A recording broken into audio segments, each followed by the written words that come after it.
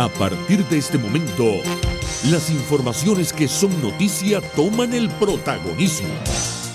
Comienza Informe RCR. Muy buenos días, bienvenidos a este Informe RCR de hoy, 26 de marzo de 2021.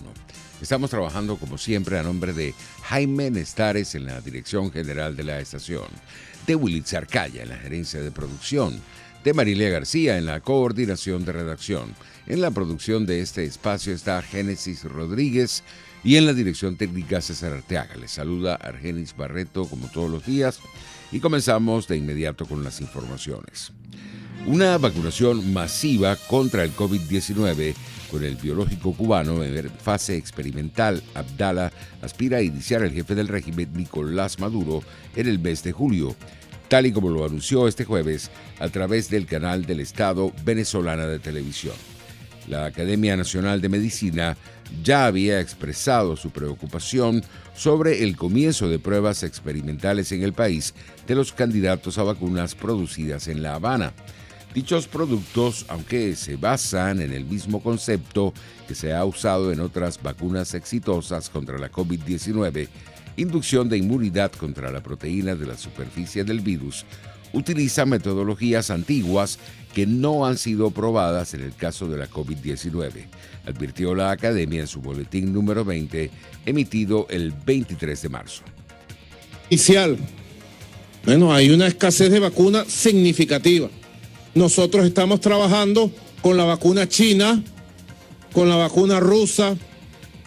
Comienza ahora en abril los experimentos de las dos vacunas, de los dos candidatos vacunales cubanas, Soberana 2 y Abdala, en Venezuela, con la idea de que en julio ya estaremos vacunando masivamente con Abdala, con la vacuna Abdala, que está buscando una meta, la inmunidad perfecta. Tremenda meta. Y estamos buscando otras vacunas interesantes, seguras, comprobadas y aprobadas científicamente por las autoridades sanitarias de Venezuela como debe ser. Por su parte, el Centro Nacional de Bioética, CENAVI, manifestó su preocupación por los riesgos que podría correr la ciudadanía al participar en experimentos de las candidatas a vacunas cubanas Soberana 2 y Abdala, tras el anuncio del jefe del régimen Nicolás Maduro, quien informó sobre el arribo de estos biológicos al país en abril para ser probados. A través de un comunicado, explicó que la población que participa en estos estudios se enfrenta a grandes riesgos e incertidumbres, como por ejemplo, si el producto es o no efectivo, si le causará algún daño o si le correspondió el placebo. Afirmaron que participar debe ser un acto voluntario y libre, y el sujeto debe dar su autorización firmando un documento de consentimiento informado. El Centro de Bioética señaló que para que eso pueda ser posible, debe establecerse un protocolo de investigación que contenga el basamento científico del producto, los procedimientos y estrategias que se utilizarán para su aplicación y el compromiso de atención y reparación ante posibles daños que sufran los participantes. Entre tanto, médicos venezolanos cuestionaron este jueves el número reducido de pruebas de despistaje de coronavirus que se realizan en el país, a pesar de los insumos y equipos que llegaron a Venezuela en el marco de un acuerdo conjunto firmado por el régimen de Maduro, la Asamblea Nacional Legítima y la Organización Panamericana de la Salud.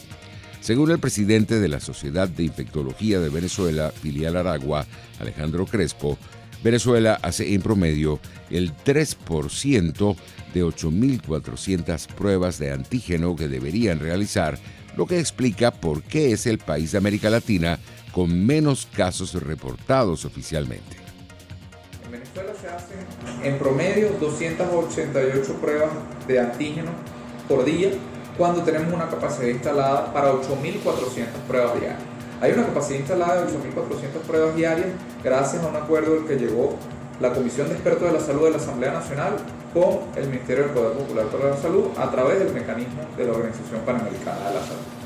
Se entregaron 28 equipos que se distribuyeron por todo el país y debieron haber sido utilizados para diagnosticar cada vez más casos y poder controlar la epidemia. Entre tanto, el historiador y analista político alemán Jörg Eickhoff advirtió que la decisión de Nicolás Maduro de rechazar el ingreso de la vacuna contra el COVID-19 de la farmacéutica AstraZeneca al país forma parte de la guerra híbrida que mantiene su régimen contra los venezolanos. Vienen y te hacen la guerra. Y eso lo saben los venezolanos. Por más que los venezolanos dicen, no, queremos negociar, queremos ponernos de acuerdo sobre traer las vacunas.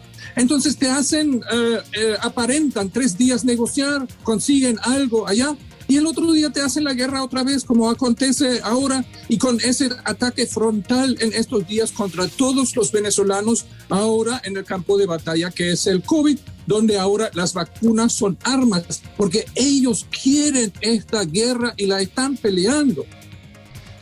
Para el analista alemán, quien vivió varios años en Venezuela, el régimen de Maduro responde a intereses externos y ha transformado al país en un campo de batalla contra los ciudadanos. Hoy hay pocas dudas que el gobierno del presidente usurpador Maduro no obedece a los intereses de los venezolanos, sino a intereses externos.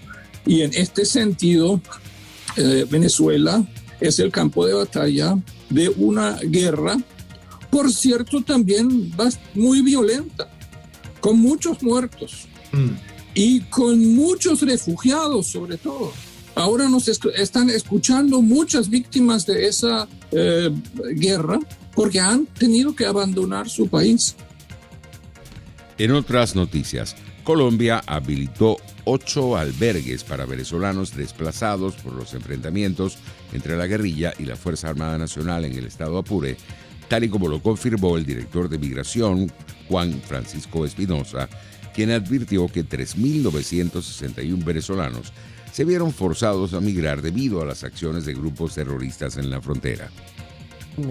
Inmediatamente un proceso de atención correspondiente a albergue, a darles techo, las condiciones climatológicas son fuertes, a darles techo y a darles alimentación. Hemos contado con el apoyo de ACNUR, que suministró 60 carpas, y la Organización Panamericana de la Salud, que ha suministrado alimentos, además de una activa participación de la Alcaldía de Arauquita, de los bomberos, del Ejército Nacional, y con un trabajo muy importante, y es que la Alcaldía ha efectuado una caracterización que ha permitido determinar cuántos migrantes venezolanos hay y cuántos colombianos están en esta difícil situación. El problema no ha parado, las situaciones adversas en Venezuela permanecen y, por supuesto, cuando un país se decide a albergar terroristas, estas son las circunstancias que suceden. Por su parte, la senadora colombiana del Centro Democrático, María Fernanda Cabal, aseguró que el enfrentamiento en la frontera entre facciones disidentes de las FARC responde a una lucha por el control de las rutas del narcotráfico. Se quieren quedar con la totalidad de las rutas bajo el mismo control. ¿Qué sucedió? No sé si viste que hay un teniente y un mayor del ejército venezolano muertos porque cayeron en minas antipersona sembrada por las FARC, así como caen todos los días en Colombia campesinos, soldados y policías. Allá cayeron víctimas de su propio invento, porque eso es negociar con el diablo. Y hoy hay una matazón en la frontera por esas peleas. Matazón que no es nueva, Pedro. Antiguamente la pelea era ELN contra las FARC, peleas tenebrosas, o ELN contra el EPL, depende del sector. Arauca está más abajo, norte de Santander está más arriba, pero hay un corredor estratégico que junta a esa criminalidad entre abajo y arriba. ¿Qué hay común? La frontera. Una frontera permeada por narcotráfico, armas ilegales, tráfico de personas, todo lo que usted quiera meterle a este sancocho. Mientras, el gobierno de Brasil anunció que simplificaría los trámites y requisitos necesarios para que los inmigrantes venezolanos obtengan un estatus legal en el país ante un creciente flujo de viajeros que atraviesan la frontera brasilera. Esta medida fue anunciada por el Ministerio de Justicia y Seguridad Pública brasileño, que emitió una ordenanza que establece la simplificación de los trámites para solicitar el permiso de residencia temporal con una validez de 2 años. Esta decisión incluye la aprobación de las solicitudes de residencia para niños que ingresarán al territorio brasilero antes de los 9 años de edad, siempre que su padre presente su acta de nacimiento. De igual manera, permite a los migrantes en situación de vulnerabilidad presentar su solicitud tan solo con el uso de la cédula de identidad o el pasaporte venezolano, sin importar si el documento se encuentra vencido. Pasamos al ámbito internacional. Brasil registró este jueves un nuevo récord diario de casos de COVID-19 al sumar más de 100.000, mientras crecen las presiones sobre el presidente Jair Bolsonaro para que solucione un drama que ha puesto a los hospitales en vilo. El país, que contabiliza más de 303.000 fallecidos y hoy reportó otros 2.777, es actualmente el lugar del planeta donde más se muere por COVID-19 al día, muy por encima del promedio de Estados Unidos, ubicado en 1.024, y México con 560, que aparecen justo detrás, según la Organización Mundial de la Salud. Por su parte, México reportó 584 nuevas muertes por el COVID-19 en las últimas 24 horas, para sumar 200.211 desde el inicio de la pandemia, informó este jueves la Secretaría de Salud. Además, el país reportó 5.787 nuevos casos del coronavirus SARS-CoV-2 para un total de 2.214.542 contagios. En Chile se registró un nuevo récord de casos diarios de COVID-19, camas críticas ocupadas al 95% y un aumento de la circulación de las variantes brasileña y británica, tal y como lo confirmó el ministro de la Salud chileno, Enrique París. Las autoridades sanitarias anunciaron este jueves que los 14 barrios de Santiago, que hasta ahora tenían libertad de movimiento entre semana, entrarán en cuarentena total este sábado, con lo que los 7 millones de capitalinos estarán encerrados de manera indefinida, con todos los comercios cerrados, menos los de primera necesidad. La subsecretaria de Salud Pública chilena, Paula Daza, advirtió que han detectado más de 60 muestras positivas de la variante británica del coronavirus y más de 40 de la brasileña. Hasta el momento, en las muestras genómicas, tanto en el aeropuerto como en la comunidad, se han detectado 64 muestras positivas de la variante británica y 45 de la variante brasilera. También en el aeropuerto, no solo en el aeropuerto estamos haciendo este seguimiento, sino que también en algunos hospitales públicos, que nos ha permitido detectar oportunamente. Vamos a seguir fortaleciendo y amplificando la secuenciación de las muestras de PCR para poder aislar efectivamente los pacientes. Por su parte, el presidente de Colombia, Iván Duque, convinó a la comunidad internacional a acelerar la producción y disponibilidad de las vacunas contra el coronavirus para hacer frente a la pandemia en América Latina, porque es preocupante observar la inequidad en el proceso de adquisición de biológicos contra el COVID-19 en el mundo, tal y como lo aseguró en el marco de la 5ª reunión del Sistema Andino de Integración.